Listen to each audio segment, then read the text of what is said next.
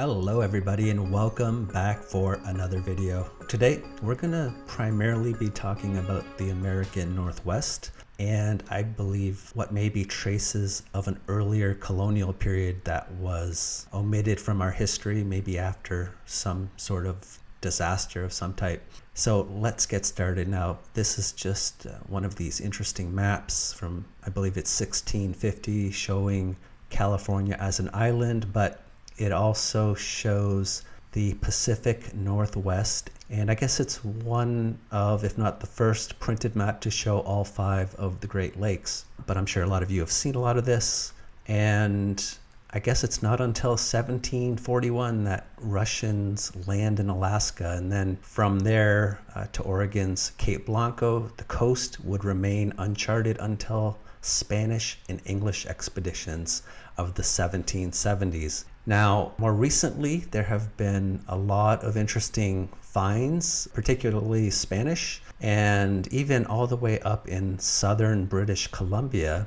And for centuries, there was the question of why the Spaniards didn't decide to try to conquer further north. And this article was just mentioning how artifacts from the 1500s, 1600s, and 1700s bring a new light to this.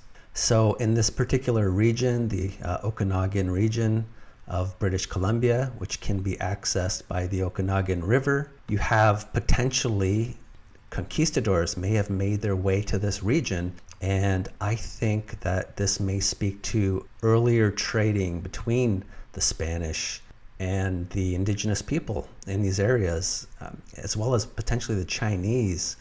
And I believe this sword is one of these artifacts that was found in this region of British Columbia. Old swords and shipwrecks suggest an early presence in the Okanagan region. Just one more photo of one of these swords. Spain has no record of any lost expeditions in Canada, but an old sword and shipwreck suggests this earlier presence. Okay, well, let's get back to the American Northwest and northern coast of Oregon.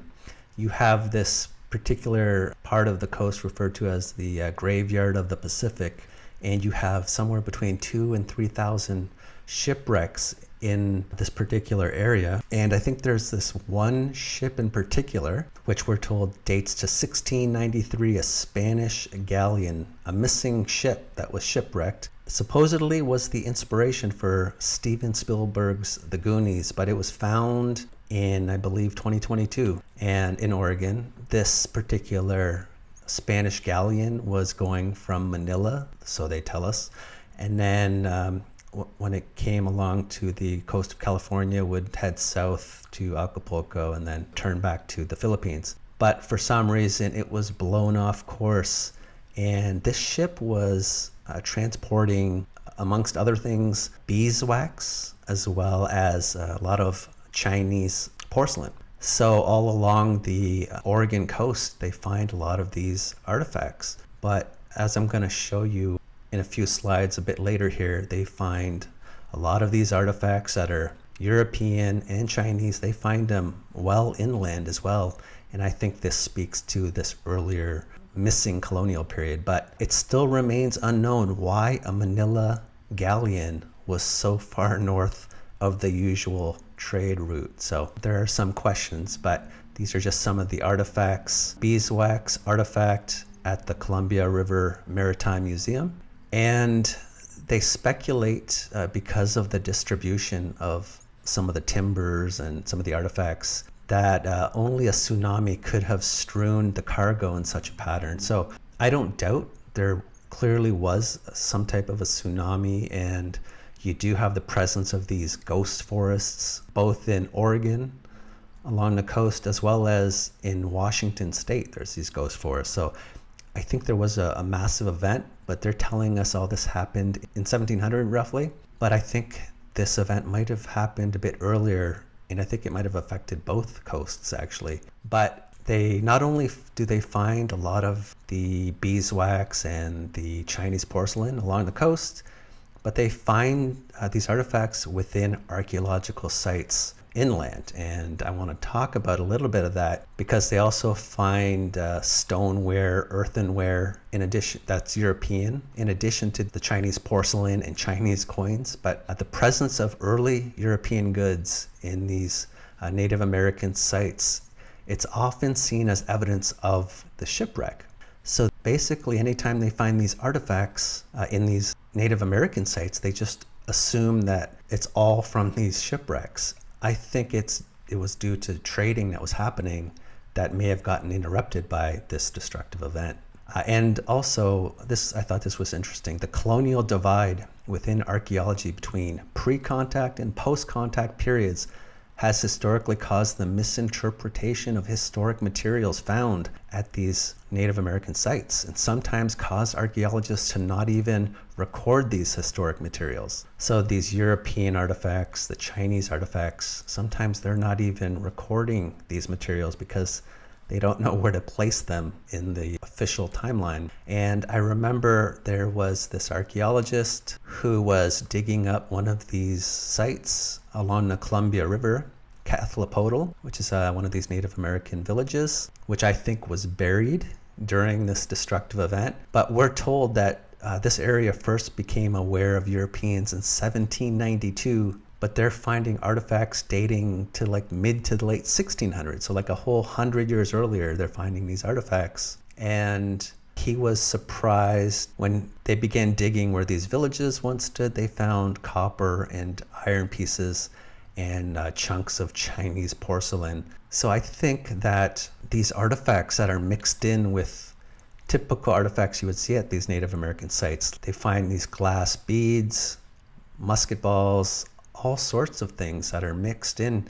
So I don't think these are all the product of just gathering things from a shipwreck. Like I think there was trading happening with Europeans and the Chinese. And then it was brought to an end due to some destructive event. And I just wanted to highlight some of these areas where these wrecks are. And this one village in particular, Cathlapodal, we're talking well over 50 miles as the crow flies. So I think there's something else going on with all of this. And in this one village in Cathlapodal, many of these houses had these cellars, and they find things like metal swords buried, in these cellars, and they believe it was deliberate, even though no one knows why, as well as a bunch of other things they find buried. And we're just kind of told it's intentional. But I did want to point out, in addition to the Cathlapodal, there's another site, the Meyer site. And like other houses in this area, it had a cellar. But these cellars are only known archaeologically. So there's no historical accounts that mention them. So I think these cellars, at one point, they were the ground floor and they got buried, basically. And that's why they're finding all these artifacts in these cellars, in my opinion. And now I know Lewis and Clark, they end up coming to these regions and visiting these sites, and we have reports of them trading with the people in these villages. And they definitely came through here, and they might have traded with people, but I think these villages were long gone. I think they had been buried, well before Lewis and Clark got there, in the early 1800s. And we're told, I think in the 1830s, these sites were abandoned, but I think they were buried a long time before that. And they're finding all sorts of interesting things. Even in Utah, I believe, mystery of the Spanish coins that predate Christopher Columbus by 200 years. I think this was in Glen Canyon Park in Utah. And there's some old dates for some of these artifacts, these coins they're finding. So I just kind of wanted to really touch on these artifacts that they're finding in these Native American sites. And I think they're not there because they were gathered from some shipwreck, in my opinion.